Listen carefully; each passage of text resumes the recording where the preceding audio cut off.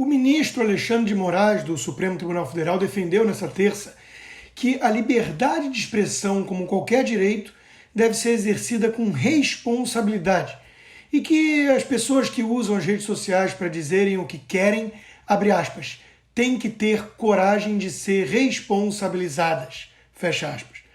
As declarações do ministro ocorreram durante um evento realizado pelo Conselho Nacional de Justiça, o CNJ.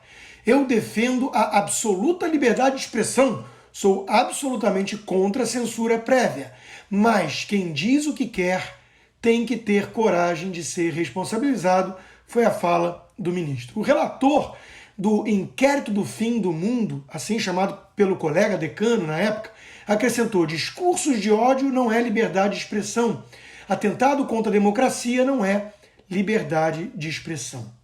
Segundo o jornalista Augusto Nunes, da Jovem Pan, isso é papo de ditador. Afinal, já há uma previsão legal de punições para quem eventualmente se exceder e cometer crime contra a honra de alguém. Calúnia, difamação, injúria são crimes previstos no nosso Código Penal. Há um devido processo legal, império das leis, para que quem se sentir lesado, atingido, vítima, possa reagir. E a punição normalmente é pecuniária, pagamento de multa, jamais prisão. O que Alexandre quer na prática é justificar o arbítrio supremo, algo bem diferente. Ele quer justificar as prisões arbitrárias no estado policialesco criado pelo STF, onde pessoas, até mesmo parlamentares com imunidade parlamentar, podem ser presas pelo crime de opinião, por espalhar fake news ou discurso de ódio, invenções que não constam na nossa legislação e são subjetivas, vagas. O ministro disse ainda que a nova extrema-direita está invadindo o poder para corroer as instituições democráticas. Na opinião dele, ideólogos norte-americanos criaram a ideia de corroer o poder a partir de eleições, a partir da associação do poder pelas vias democráticas, mas se corroer de tal forma que pudesse simplesmente afastar qualquer tipo de oposição, qualquer tipo de ideia contrária. A liberdade de expressão para garantir a diversidade, para garantir a democracia, para isso que ela existe, disse o ministro. Apesar do Congresso falar em diversidade e da fala do próprio ministro, só haviam políticos ali, gente ligada a um lado do espectro ideológico. O ex-deputado federal Jean Willis, por exemplo, estava ali. O deputado Orlando Silva, do Partido Comunista do Brasil também. Estava também a cantora Daniela Mercury, defensora de pautas LGBT e uma anti-bolsonarista histérica. E o historiador argentino, que costuma chamar o governo Bolsonaro de fascista, também foi convidado. Tudo isso é simplesmente muito bizarro. Alguns apontam até o senso de humor do ministro, mas a coisa é séria demais para ficar no campo da piada, ainda que de mau gosto. Esse sujeito, afinal, será o presidente do TSE no ano que vem, ano da eleição. Ele já deu todos os sinais de que fará de tudo para perseguir a direita bolsonarista.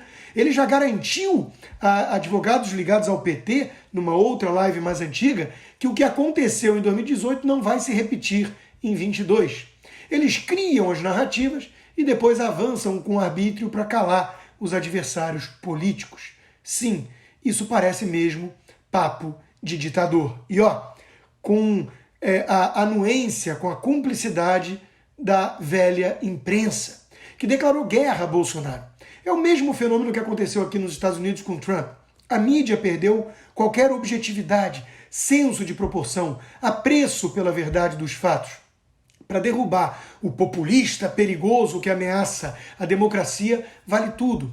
É por isso que essa imprensa se transformou numa máquina de desinformação, mirando em Bolsonaro em particular e na direita em geral. Eis um exemplo bem recente, de hoje, para ilustrar a coisa. A justiça americana, por meio do júri popular, considerou o jovem não culpado.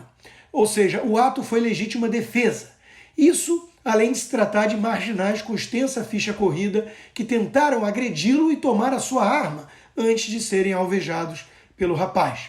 Mas para atingir Trump e de tabela Bolsonaro, o jornal O Globo insiste na narrativa falsa de que se trata de um assassino supremacista branco, de ativistas antirracistas, que eram, aliás, brancos. Coisa que a mesma imprensa ocultou ou distorceu. Outro exemplo para encerrar. Na manchete da Folha de São Paulo dá a entender que a Interpol segura a inclusão de bolsonaristas na lista de procurados de forma inédita e deliberada, dando a entender que a causa disso é o receio de perseguição política, segundo, claro, especialistas de informações de bastidores. Pronto, agora o Bolsoringa controla não só a nossa Polícia Federal do Brasil, mas também a Interpol toda. Não passa pela cabeça dos nossos jornalistas que as decisões do STF possam ser absurdas, configurar perseguição política e que daí vem o receio da Interpol?